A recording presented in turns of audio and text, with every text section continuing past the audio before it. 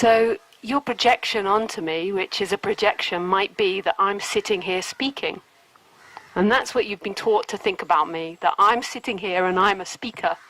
And that I chose to become a speaker of non-duality, and that I was born in 1980, and I've chosen my life, I've done my life, I've lived my life, and who is sitting here now is that person. This person that came from the United Kingdom, had loads of opportunity, had free education system, had many gifts and opportunities, loved dogs, loved animals, always dreamt of one day being working with fish in the deep sea. But then I realized I was afraid of the deep sea, very scary. But I dreamt of working with fish. I loved fish. I used to collect fish, lots of fish. I had max at one point, I think about 8 fish tanks of different fish. And it actually sent me into being a vegetarian, because I used to read the bed and night stories, and one day I was like 7 or 8 years old, I was eating my fish fingers, and I was like, hang on a moment. I'm eating a fish finger, and I'm reading to my fish. And then that sent me to be a vegetarian. But then as I got older, I realized I didn't want to work with fish. Anyway, that person isn't sitting here now. Even though I've told you that wonderful story about myself that you've never heard before, that I loved fish and I know a lot about tropical fish and how to keep them, that person is not sitting here speaking to you. And then that's abstract for the mind to imagine. That's like, but how can she not be sitting here talking to you? Is that who you are now? Are you a story of your past that's listening to me? Are you somebody that's come from the past that's listening to me? Or is the simply listening happening? What is it? I can't answer these questions to you, but I can just suggest things and then we can see what happens. So you might think that I am all these things. I'm a blonde woman that comes from England, likes fish, lots of privilege. Was very fortunate. I had to also struggle as well. You might think she's sitting here now, but I don't. I see that as a story of the body, but not somebody that's speaking. I don't know what that would look like if that person from the past, in which I'm telling you about, somebody that collected fish, would sit here and speak. I don't know how that would look. What the experience is that there is this like beautiful feeling here in my heart, and then it like travels up. It's not even in my heart, there's just a beautiful feeling here, and it travels up, and then there's like vibration happening, vibration, and out comes sound. And then there's a microphone, and there's humans. And that's my experience. My experience isn't that I'm somebody that collected fish and comes from England and traveling around India and is sitting here. Is that your experience? Is your experience that you're somebody sitting there from the past? Or is your experience presence? Is your experience what it always is, this moment?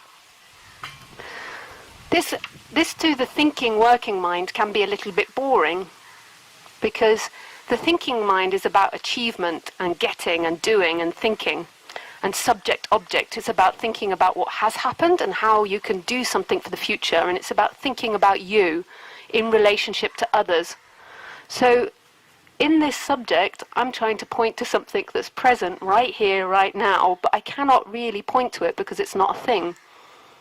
So it might seem like it's a really boring, but it's actually miraculous. What's being pointed to is wonderful. It's magic. And it's something that's overlooked because we're in a hallucination of ourselves. We're in this waking dream. That's what some spiritual people like to call it, a waking dream. That you're sitting here listening, and the listening and the hearing and the sound of the crows and the speaking is who you are, this moment. And then you've got this waking dream that you're somebody that's come here from the past and that you've got something to fulfill in the future. And you believe that is who you are. Somebody that's not here now is who you are. Which is quite amazing that that took hold in our society, because that's obviously not who you are. Who you are isn't a story. Who you are is what's always here. Who you are is what you always have. It's your birthright. But let me try to go at it from a different angle. and put it into more traditional words. So Advaita likes consciousness, the word consciousness, and it's easy to put it into the words of consciousness rather than this moment or this is it. I think consciousness is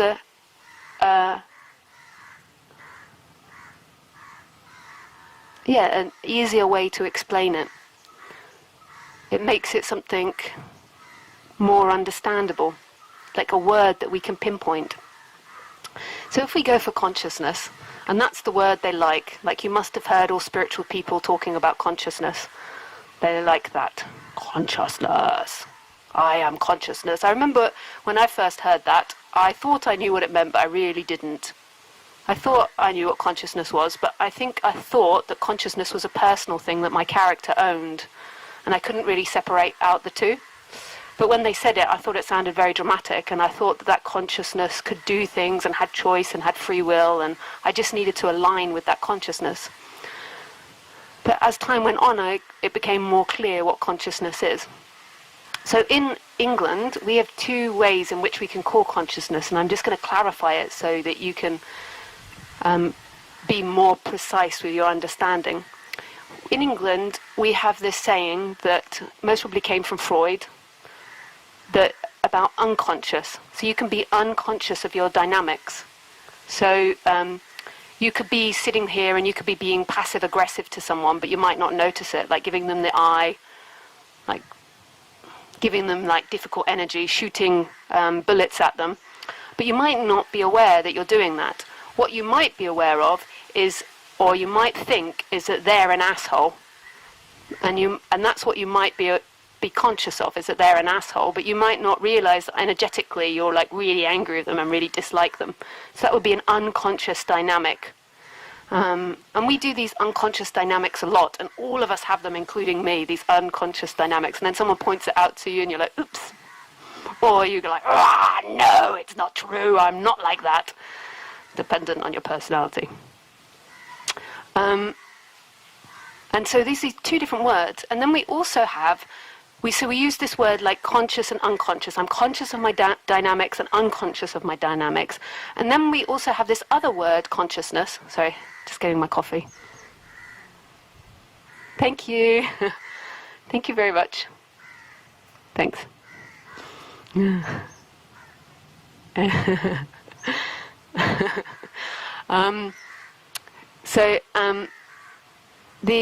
other word that we have is consciousness. So in the morning when you wake up, you need consciousness in order to wake up. So if you talk of it in terms of anesthetic, like when you have an operation, somebody gives you an injection and gives you, I've only had it once, I think it's called what's it called? Not anesthetic. Sedation, yeah, okay, sedation. So we're sedated. So I had it when I had my wisdom teeth out. The doctor's counting back, and then they're like, not 10. And then you wake up and you're like, oh, God, and the teeth are gone. So what they're doing there is that's nothing to do with you being conscious or unconscious of your personal dynamics. That's a different word, but we call it the same, which is tricky. But that is your consciousness is being shut off. So your consciousness, so you just miss time. So time disappears in that.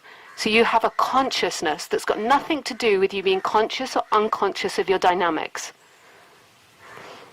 That's hard to distinguish the difference at first, but it doesn't matter if you're being passive-aggressive to the doctor when you're laying on that table and you're like, yeah, motherfucker, blah, blah, blah, blah, blah. Suddenly they switch you out and it's got nothing to do with your personality or your behavior. It's that there is this awakeness that you have. And when you're in deep sleep, that awakeness is gone, it seems. And when you get knocked out by the doctor, when you're sedated, then also you lose your consciousness. So this is nothing to do with the person. So often we're getting these words mixed up. I personally, if I was the one teaching you from the very beginning, I would change the words to personal awareness. I would change, like, so you're personally aware of things or personally not aware of things, and then this big consciousness. But that's not how it happened. Like everything, it evolved, and we used the same words for different things.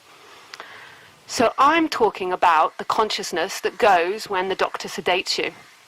Now this consciousness You have no control over it. You think you do because you think you can ask the doctor to sedate you, or you can go to sleep. But actually, you have never asked for consciousness, and you don't know where that consciousness comes from. So when you wake up in the morning, just prior to waking up, you don't think, one moment, I'm just going to switch the lights on and I'm going to be conscious. Consciousness appears and then you think about yourself. Consciousness is first. You can't, there'd have to be consciousness if you suddenly thought, hang on, just let me switch on consciousness.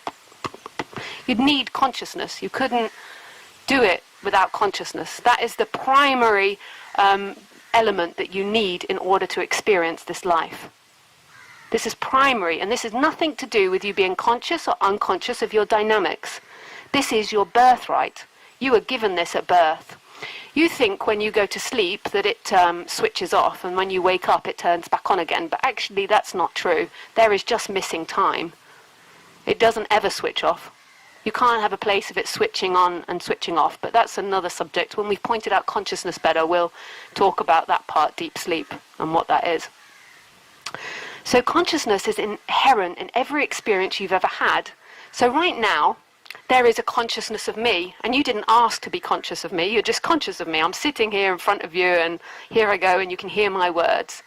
You can move your personal attention, so you can move your attention onto my words, or onto the magpies, or onto your neighbor, or onto your heartbeat, or breathing, but you can't move your big consciousness. Your big consciousness is aware or conscious of the personal attention being moved. It is also conscious of the bamboo behind me, the flowers, this bed that I'm sitting on, my coffee, the speakers, this. It's conscious of all of it instantaneously. It doesn't take any time for you to be conscious of anything. It happens, consciousness. It's a miracle, and we don't know how consciousness happens. It's really quite miraculous that it appears all the time. Everywhere you go, there is consciousness. Your personality structure is changing, your body's changing, your thoughts are changing, your beliefs are changing, your ideas about yourself are changing, your emotions are changing, your feelings are changing, your friends are changing, your environment's changing, but you always have consciousness, no matter what. And why is that important? Because that's who you truly are. Who you truly are is what's always permanent, not that which comes and goes. What happens in the human world is we're identified with a personality structure that's always changing, and we believe that's us. And we feel that we're a limitation. We're an age, we're a name, we're a country, we're a belief system, we're a body, we're looks, we're behaviors.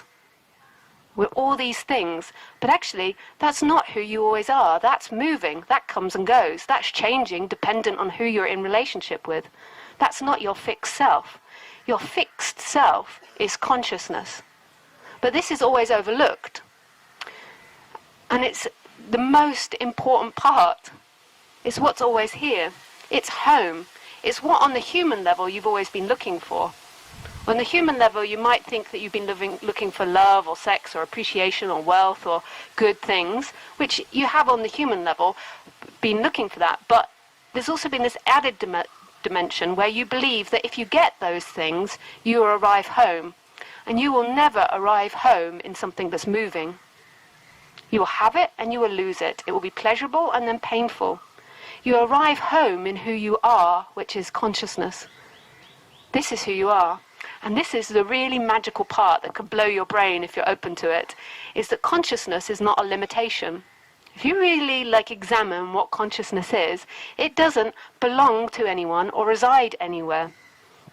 So right now you might think, I am conscious inside my body, and she is outside of me. And this is the non-duality part, this is the wholeness part. Is that your experience, that I am outside of you? Right now, am I in or outside of your consciousness? In or outside? If I was outside, then I wouldn't exist, right?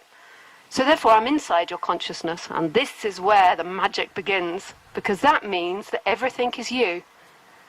Everything. Not you as a person, not you as a limitation, but you as who you truly are. This is oneness, or the wholeness that all the Buddhas talk about. This is magic.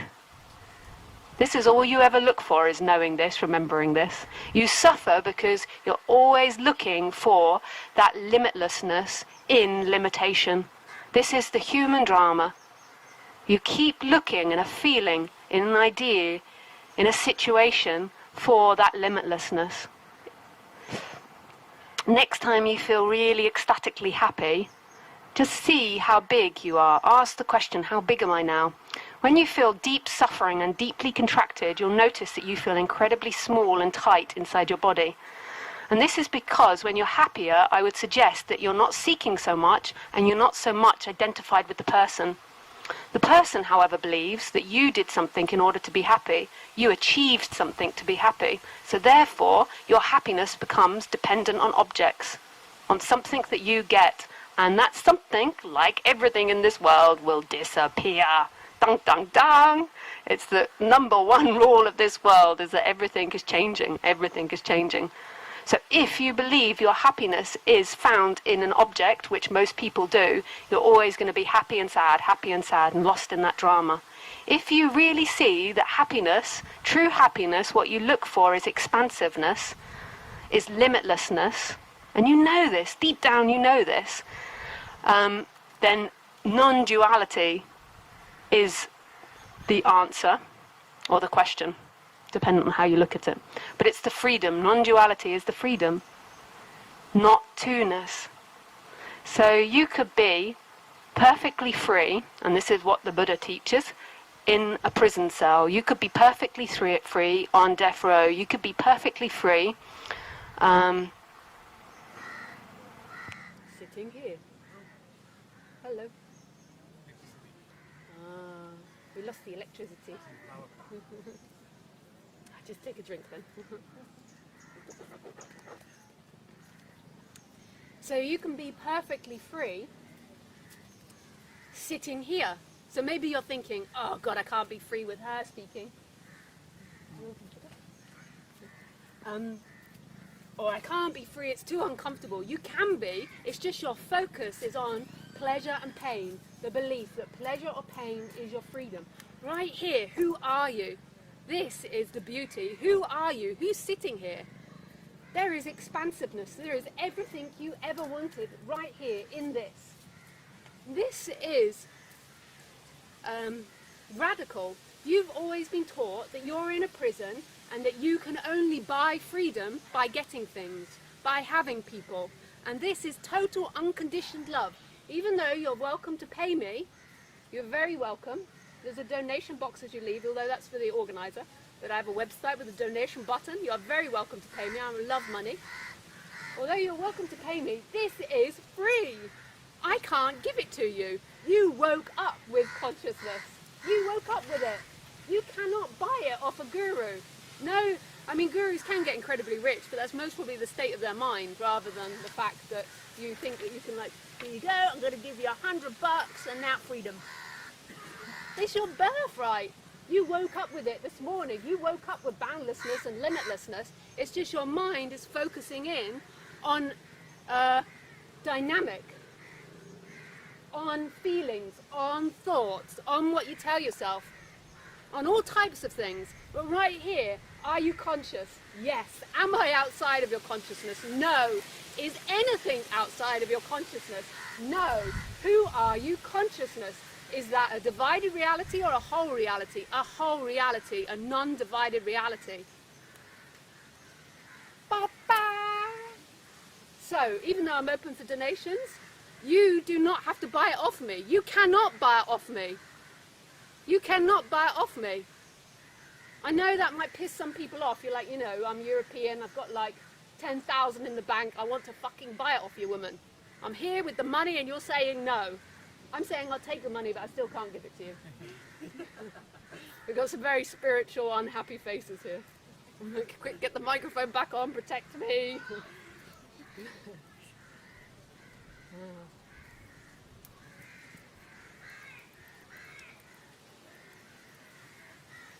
So it is your birthright. It is your birthright.